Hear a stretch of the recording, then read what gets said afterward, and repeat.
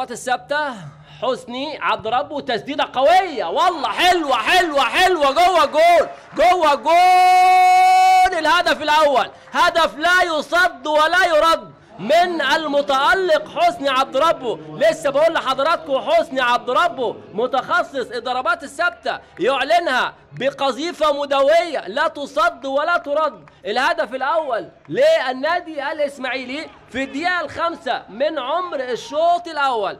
الاسماعيلي يتقدم بهدف. ادي امام حضراتكم ما لهاش حل ما لهاش حل، ولا ابراهيم عبد الجواد ولا 3-4 يقدروا يطلعوا التسديده القويه. بالقرار بركله جزاء حكم اللقاء حسني عبد ربه جوه جول جوه جول. حسني عبد ربه بيحرز الهدف الثاني في الدقيقه الثامنه من زمن الشوط الثاني.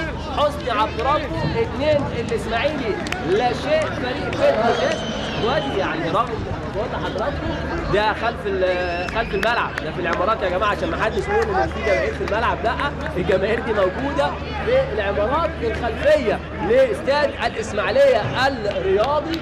جماهير بتولع الشماريخ، يعني الناس بتاكد ان الشماريخ موجوده جوه الملعب بره الملعب.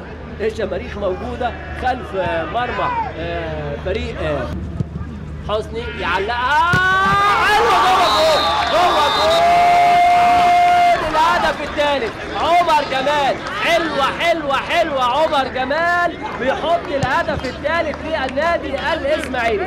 اللعيب الزئبقي المتحرك في احداث هذا اللقاء عمر جمال بياخد عرضيه حسني عبد ربه خلف المدافعين من لمسه واحده. ادي حسني عامل هدفين، الراجل جايب هدفين وعامل هدف. حسني عبد ربه وادي فرحه عمر جمال بالهدف. مفيش شك بقول لحضراتكم ان الهدف بيدي ثقه. ادي الكوره خلف المدافعين من لمسه واحده. قرار على طول بهدف للاعب عمر جمال. الهدف الثالث للنادي الاسماعيلي في الدقيقه 18 من عمر الشوط الثاني. عمر جمال يحرز الهدف الثالث.